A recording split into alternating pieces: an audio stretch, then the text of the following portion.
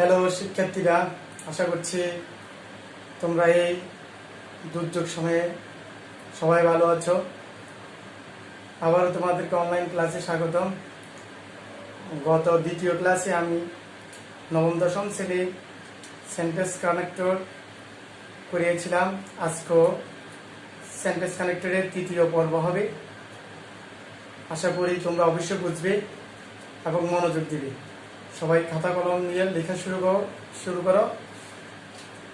গত ক্লাসে আমি 1 থেকে 8 পর্যন্ত আলোচনা করেছি রুলস। আজকে আমি নাম্বার 9 থেকে শুরু করব। সবাই লেখা শুরু করো। রুলস 9, ঠিক আছে? 9 এ আলোচনা করব। দেখো, সো দ্যাট অথবা in order that অথবা দ্যাট, এটা অর্থ কি হবে? যাতে করে, ঠিক আছে? এক্সাম্পল দিয়ে বোঝাবো। দা বয় কি হবে? Reads more so that he can make a কি হবে? Good result. দেখো, এর অর্থ কি হবে? দেখো, দা বয় রিডস মোর, ছেলেটা বেশি বেশি করে পড়ে যাতে করে সে কি করতে পারে, মানে কি রেজাল্ট ভালো করতে পারে। দেখো, আমি গ্রামার কি ইউজ করেছি? দেখো, ক্যান ইউজ করেছি। এখানে তো আমি ক্যান কোডও ইউজ করতে পারতাম, ঠিক আছে? সো দ্যাটের সূত্র হচ্ছে, জানো, সাবজেক্টের পরে ক্যান কোড মে মাইট আমরা ইউজ করতে পারবো, কিন্তু আমরা এখানে ক্যান ইউজ করলাম কেন? কারণ এটা হচ্ছে প্রেজেন্ট ফর্ম, B1। প্রেজেন্ট ফর্মের কারণে কি হয়েছে? ক্যান ইউজ হয়েছে। যদি এটা পাস্ট ফর্ম হতো তাহলে আমরা কি ইউজ করতাম? কোড ইউজ করতাম। আশা করছি তোমরা বুঝতে পারছো। তাহলে so that, in order that এবং দ্যাট, এই তিনটার মধ্যে আমরা এটার পরিবর্তে আমরা ইন অর্ডার দ্যাট ইউজ করতে পারবো, দ্যাট ইউজ করতে পারবো, ঠিক আছে? আশা করছি তোমরা বুঝছো। রুলস নাম্বার 10, লেস্ট অর্থ কি? এই ভয় দিয়ে। দেখো, example, study hard lest you should কি হবে? কি হবে? Fail in the exam. মানে তুমি এমন ভাবে পড়ালেখা করবে, মানে কি তুমি ফেল করার সম্ভাবনা বেশি। এই জন্য তুমি কি করবা, মানে এইভাবে তুমি কঠোর পড়ালেখা করবে যাতে করে তুমি কি ফেল করার না সম্ভাবনা না থাকে, ঠিক আছে? তাহলে দেখো, স্টাডি হার্ড লেস্ট সব থেকে এই হয়েছে, এটার পরে অবশ্যই আমরা কি ইউজ করবো? শুড, ঠিক আছে? এটা শুড অবশ্যই ইউজ করতে হবে। তাহলে তোমার কি পড়া উচিত? তোমার you should fail in the exam. তুমি অবশ্যই কি করবে, মানে ফেল করার সম্ভাবনা বেশি, এই জন্য তুমি কি করবো? পড়ালেখা করো, ঠিক আছে? আমরা লিখবেন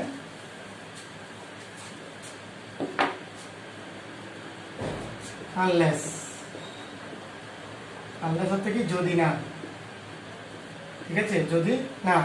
এক্সাম্পল কি হবে? আনলেস ইউ রিড অ্যাটেন্টিভলি, ঠিক আছে? যদি না তুমি ভালো করে লেখা না করো, অবশ্যই তুমি কি করবা? ইউ উইল ফেল, মানে তুমি কি অকৃতকার্য হবে। তাহলে দেখো, আনলেস অর্থ কি? যদি না। এটা নেগেটিভ অর্থ ইউজ হবে।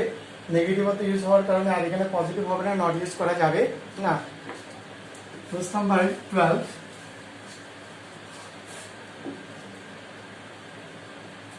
টিল, আরেকটা হচ্ছে আনটিল। একটা হচ্ছে পর্যন্ত অথবা না পর্যন্ত। দেখো, রুলসটা দেখে একটু দেখি হবে। Till, until. Example, wait here until আমি ওয়েট হিয়ার, তুমি এখানে অপেক্ষা করবা, I come back, I come back, মানে যতক্ষণ পর্যন্ত আমি আসবো না ততক্ষণ পর্যন্ত এখানে তুমি কি করবা, অপেক্ষা করবা, মানে যতক্ষণ পর্যন্ত না, না পর্যন্ত না, ঠিক আছে। তাহলে এখানে কি করবে, তুমি অপেক্ষা করতে হবে যতক্ষণ পর্যন্ত আমি কি আসবো না। রোলস নাম্বার 2, ওয়েট হিয়ার, একই সেন্টেন্স লিখছি, টিল 4 PM, ঠিক আছে। দেখো মানে তুমি এখানে অপেক্ষা করবে কটা পর্যন্ত, 4টা পর্যন্ত, তখন আমরা কি ইউজ করবো, টি ইউজ করবো, ঠিক আছে। তখন আমরা আনটিল ইউজ করতে পারবো না। রোলস নাম্বার 13,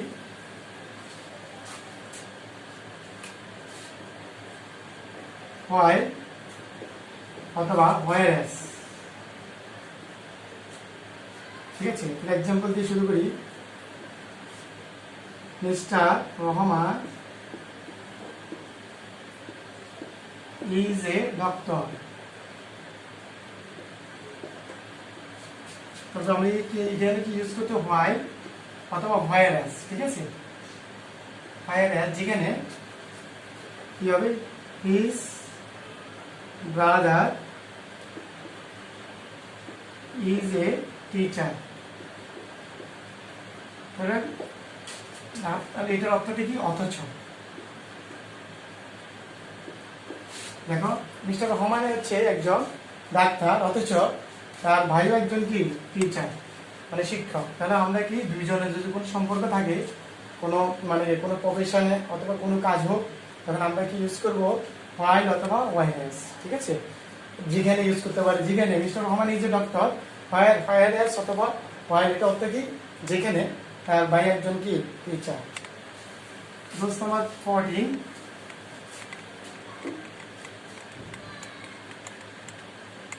বাট ইয়েট, এর অর্থ কি, তবুও, স্টিল, তারপরে কি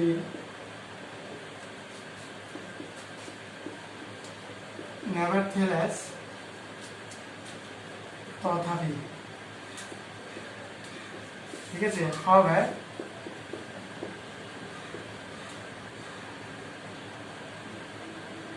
ঠিক আছে। however, on the other hand,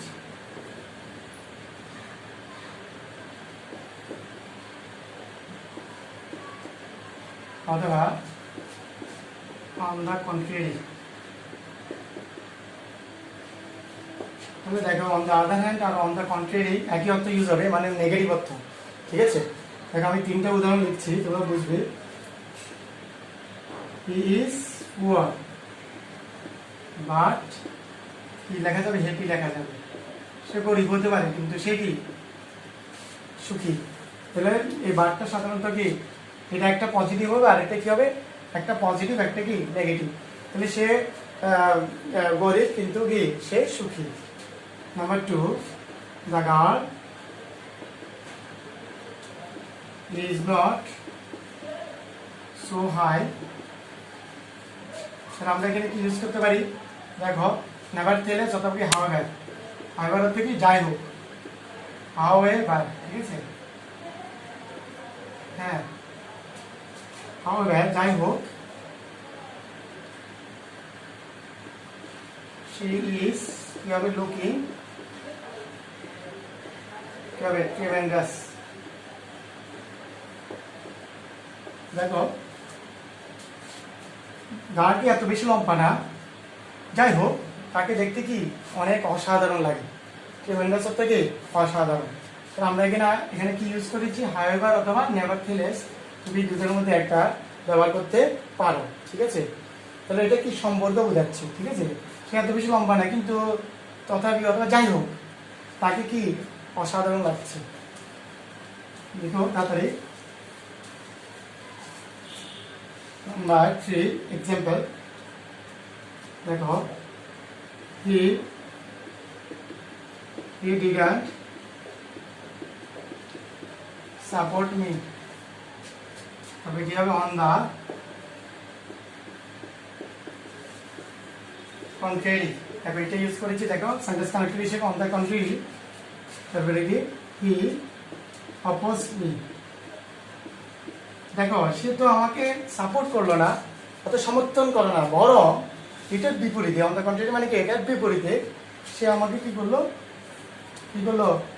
বিরোধিতা করলো অথবা বাধা দিল। ঠিক আছে, তাহলে দেখো ব্যতিক্রম এইটা দিয়ে আমি সংযুক্ত করেছি, এটা অনুযায়ী মানে আর তোমাকে চিন্তা করতে হবে পূর্ব ধারণটা কি। এখানে সেন্টেন্সের পূর্ব ধারণা অনুযায়ী তোমরা অন দ্য কন্ট্রারি অথবা on the other hand use করতে পারো। আমরা 15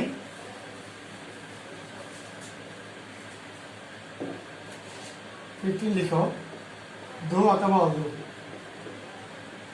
অথবা অলদো, তারপরে কি যদিও,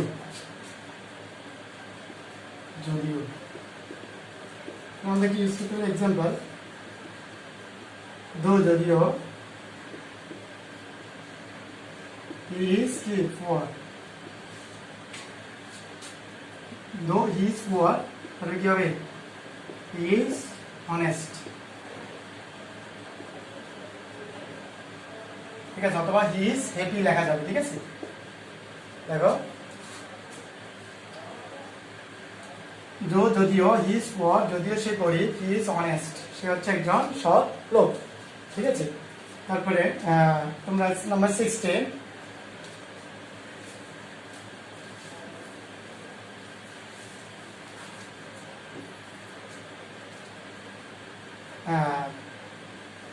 in spite of, একটা নাম হচ্ছে ডেসপাইট এর পরে কখনো অফ হবে না। ঠিক আছে, স্পাইট অফ অথবা ডেসপাইট অথবা কি সত্ত্বেও ইউজ করবো আমরা, সত্ত্বেও। তাহলে এক্সাম্পল যে আমি বুঝাচ্ছি, দেখো ডেসপাইট ইজ গুড কোয়ালিফিকেশন,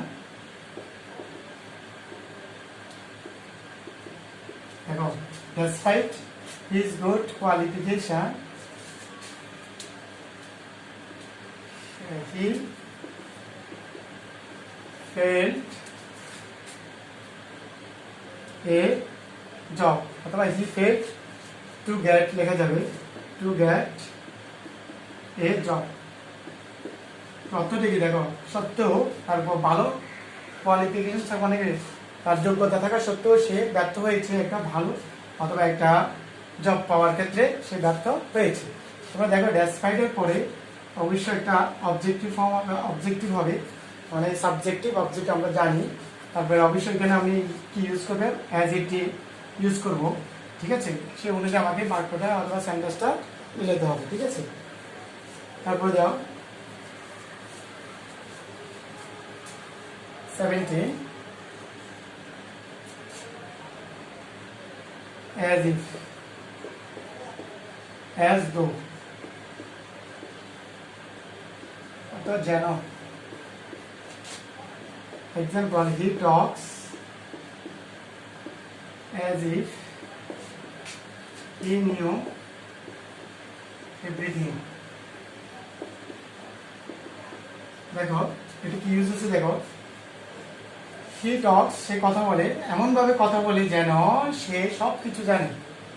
দেখো এটা যে প্রথম অংশটা যে অ্যাজ ইফ এর প্রথম অংশ যদি প্রেজেন্ট ইনডেফিনিট টেন্স হয়, পরের অংশ অবশ্যই আমরা কি পাস্ট ইনডেফিনিট টেন্স হবে। তো নিউ এটা হচ্ছে কি B2, নো নিউ নোন।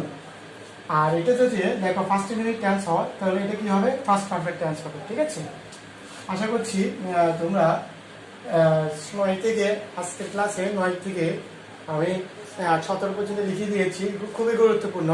এটা শুধু সেন্টেন্স কানেক্টর নয়, এটা তুমি কমপ্লিট সেন্টেন্স হচ্ছে একই। ঠিক আছে, অনেকগুলো তুমি মিল পাবা, আশা করছি তোমরা বুঝেছ। আর ক্লাসে আমি আরেকটা সেন্টেন্স কানেক্টরের ক্লাস নিব, এটা হবে 4th নাম্বার ক্লাস। ঠিক আছে, এটা আমি শেষ করে দেবো, এরপরে এক্সারসাইজ। আল্লাহ হাফেজ, আসসালামু আলাইকুম। High high